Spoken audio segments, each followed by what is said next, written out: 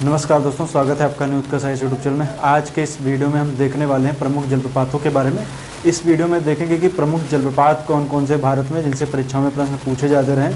तो आइए देखते हैं आज के इस वीडियो में प्रमुख जलप्रपात होता ये है कि जब नदियों का जल किसी पहाड़ी से या ऊपर से नीचे गिरता है तो वो झरने के जैसे दिखता है, उसी को हम जलपात कहते हैं।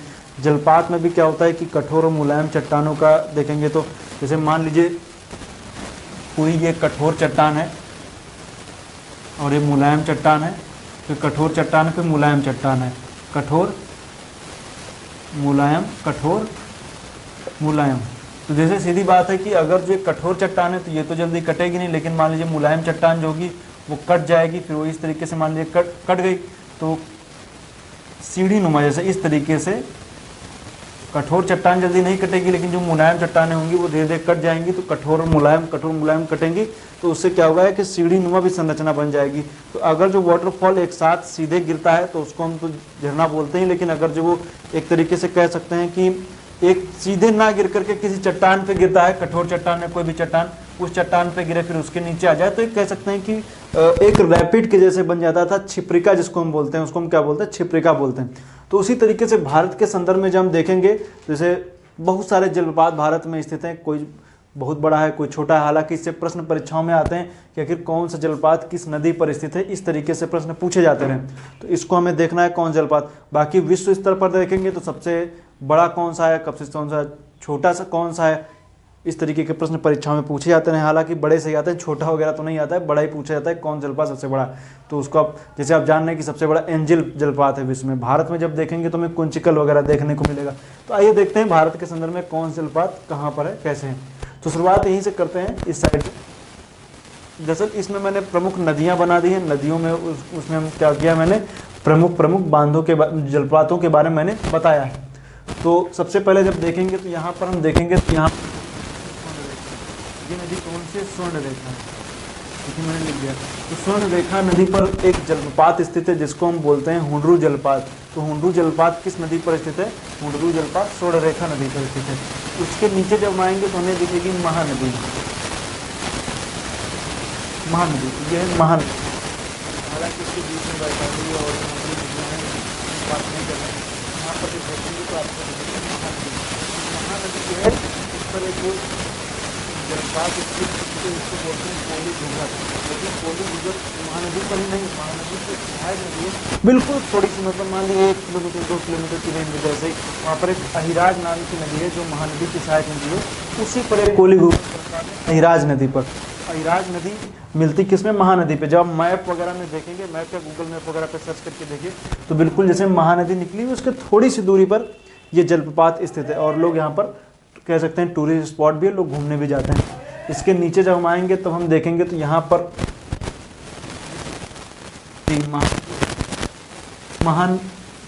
ये जो दिख रही है कावेरी है गोदावरी है, गोदावरी नदी है। तो गोदावरी नदी की सहायक नदी जो है उसका नाम क्या है, इंद्रावती नदी। ये कौन सी, इंद्रावती नदी है। कौन सी, इंद्रावती। और गोदावरी निकलती कहाँ से है, नासिक के पठार से निकलती है। तो ये कौन सी नदी है, गोदावरी नदी है। गोदावरी नदी की सहायक नदी जो है उसका नाम है इंद्रावती। तो इंद्रावती पर एक जलप्रपात स्थित है, चित्रकूट जलप्रपात। तो चित्रकूट जलप्रपात किस पर है, इंद्रावती नदी पर है। नियाग्रा भी कहते हैं, लेकिन आपको जानना इसमें यह है कि चित्रकूट यूपी में है, लेकिन जलप्रपात जो है वो इंद्रावती छत्तीसगढ़ में। तो दोनों में कंफ्यूज मत होइएगा। पूछ लिया जाए कि अगर जो कि चित्रकूट जलप्रपात कहाँ स्थित है तो आपको बताना पड़ेगा छत्तीसगढ़ में स्थित है। और अगर जो पूछ लिया जाए आपसे कि चित्रकूट जलप्रपात किस नदी पर है तो इंद्रावती नदी पर। आपसे पूछ लिया जाए इंद्रावती किसकी सहायक नदी है तो वो है, हम देखेंगे तो गोदावरी की सहायक नदी है। भारत का नियाग्रा भी चित्रकूट को बोलते हैं। अब हम आएंगे तो देखेंगे ये जो आप नदी देख रहे हैं ये कृष्णा। और कृष्णा की सहायक नदियाँ, बहुत सारी कृष्णा की सहायक नदियाँ हैं। जब हम देखेंगे तो कृष्णा की सहायक नदियों में जैसे आप देखें तो घाट प्रभा, मालवा, तुंगभद्रा, पद्मा, कोयला, यरड़ा, वरड़ा, भीमा, मूसी, इतनी बहुत सारी नदियाँ हैं। उन्हीं में से एक नदी है जो जिसको बोलते हैं घाट प्रभा। घाट प्रभा जो है वो कृष्णा की सहायक नदी है। कृष्णा की सहायक नदी कौन सी, घाट प्रभा है। और उस घाट प्रभा नदी पर ही एक जलप्रपात स्थित, इसको बोलते हैं गोकक जलप्रपात। ये पूछा गया है, गोकक जलप्रपात कहाँ पर है, घाट प्रभा नदी पर है। और उसके बाद जब हम आएंगे तो नीचे की तरफ में नदी दिखेगी कावेरी। कावेरी। तो कावेरी नदी पर जलपात स्थित है शिव समुद्रम, ये कहते हैं बंगलौर के थोड़ा सा पास में ही है। तो शिव समुद्रम जलपात कावेरी नदी पर स्थित कहाँ है? कर्नाटका में। वैसे ये कर्नाटक नहीं है, लेकिन आप शिव समुद्रम कावेरी यही पूछा जाता है। शिव समुद्रम परियोजना भी आप जानते ही हैं, तो कर्नाटक में है शिव समुद्रम जलपात, कावेरी नदी पर है।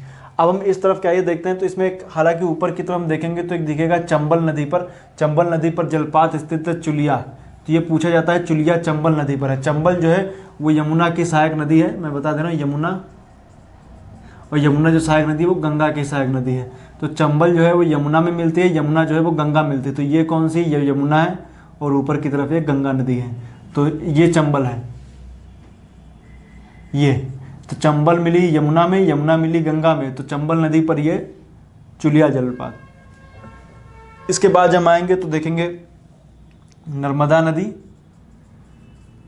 नर्मदा नदी, नर्मदा नदी पर जब हम देखेंगे तो 3 जलप्रपात स्थित हैं, धुआंधार, कपिलधारा और मधार। तो धुआंधार, कपिलधारा तो मोस्ट इंपॉर्टेंट आते ही हैं, और मधार भी है, इसको भी याद रखिएगा। तो बता दूं कि ये नदी निकलती कहाँ से? अमरकंटक से निकलती है। अमरकंटक मतलब कहाँ पे? एमपी में है, एमपी से निकलती है। और आगे चल करके जब हम देखेंगे तो ये गुजरात और महाराष्ट्र की सीमा भी बनाती है, गुजरात और महाराष्ट्र की ये नदी सीमा भी बनाती है। और उसके बाद गुजरात से होते हुए ये नदी आगे हम देखेंगे तो अरब सागर में ये नदी गिर जाती है। इसी पर 3 जलपात, धुआंधार, कपिलधारा और मधार, 3 जलपात स्थित है, इनको याद रखिएगा। इसके नीचे जब हम आएंगे तो देखेंगे गोवा में नदी है मांडवी। हालांकि गोवा की 2 फेमस नदियां हैं, एक है मांडवी, दूसरी है जुआरी नदी। जुआरी नदी के ज्वारनद मुख पर हम देखेंगे तो हमें बंदरगाह वगैरह भी देखते हैं, मारमुआ गांव वगैरह। तो जैसे जो भी बंदरगाह वगैरह इस तरीके के हों उनको भी आप याद रखें, कोई बंदरगाह है या कुछ ऐसा कुछ है। तो जुआरी और मांडवी, ये मांडवी नदी पर जलपात स्थित है, जिसको हम बोलते हैं दूध सागर जलपात। तो दूध सागर जलपात काफ़ी फेमस है, इसको याद रखेगा। ये मांडवी नदी पर है, इसी के पास में जुआरी भी है। तो दूध सागर काफ़ी फेमस है, और चेन्नई एक्सप्रेस मूवी थी शायद, उसमें इसको दिखाया भी गया था। तो दूध सागर जलपात काफ़ी फेमस है। उसके नीचे जब हम आएंगे तो हमें देखने को मिलेगा जोग जलपात। जोग को जोग जलपात भी बोलते हैं, गोरसप्पा भी बोलते हैं, और महात्मा गांधी भी बोलते हैं। तो जोग आए, गोरसप्पा है, महात्मा गांधी है। शरावती नदी ये पड़ती कहाँ पे है? कर्नाटका में पड़ती है, और कर्नाटका में भी जो जिला पड़ता है उसको बोलते हैं शिमोगा, शिमोगा जिला। तो इतने फेमस हैं, ये इतने याद रखिएगा। हालांकि अभी जलपात खत्म नहीं हुए हैं, और भी जो फेमस जलपात हैं उनको मैं आइए थोड़ा सा लिख दिया है मैंने, क्योंकि सब नदी को मैप में बताना संभव नहीं है। छोटी छोटी नदियां हैं, उनको लोकेशन बता भी दी जाएगी, लेकिन फिर उसको कहाँ डिनोट करेंगे और कहाँ लिखेंगे, इस वजह से मैंने एक साथ में बता दिया है। तो इनको आप लोग नोट कीजिए, और काफ़ी इंपॉर्टेंट है। ये देखते हैं कौन कौन सी। जैसा एक है बरकाना जलपात, बरकाना जलपात सीथा नदी पर है, कर्नाटका में। दूसरा है दुदुमा जलपात, दुदुमा जलपात जो है मच्छकुंड नदी पर है, कहाँ पर है? उड़ीसा में है। एक है लोध जलपात, लोध जलपात जो है वो बूढ़ी घाघ या बुद्ध घाघ नदी पर है। बुद्ध घाघ जो नदी है वो नॉर्थ कोयल या उत्तरी कोयल नदी की सहायक नदी है, और कोयल नदी जो सहायक नदी है वो सोन की है। तो उत्तरी कोयल, दक्षिणी कोयल नहीं, उत्तरी कोयल जो है वो बुद्ध घाघ नदी की सहायक नदी है, और बुद्ध घाघ जो है वो, और जो नॉर्थ कोयल है वो सोन में मिल जाती है। मतलब बुद्ध घाघ नदी नॉर्थ कोयल में मिलती है, नॉर्थ कोयल सोन में मिलती है, और दक्षिणी कोयल ब्राह्मणी साइड में। उसको आप अभी यहाँ पर मत ध्यान दीजिएगा। और ये पड़ता कहाँ है? झारखंड में पड़ता है। उसके नीचे जब हम देखेंगे तो देखेगा चचाई जलपात, चचाई जलपात एमपी में टोंस नदी पर है। फिर नीचे आएंगे लोअर घघरी जलपात, ये पड़ेगा औरंगा नदी पर। औरंगा भी देखेंगे तो ये आगे चल करके नॉर्थ कोयल में मिल जाएगी। तो औरंगा नदी झारखंड में ही।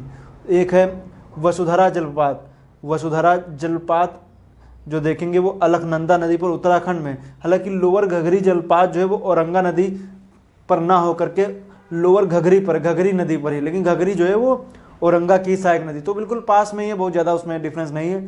तो लोअर घघरी जो है वो अब जब देखेंगे तो वो घघरी नदी पर, घघरी नदी पर, और घघरी जो है औरंगा की सहायक नदी।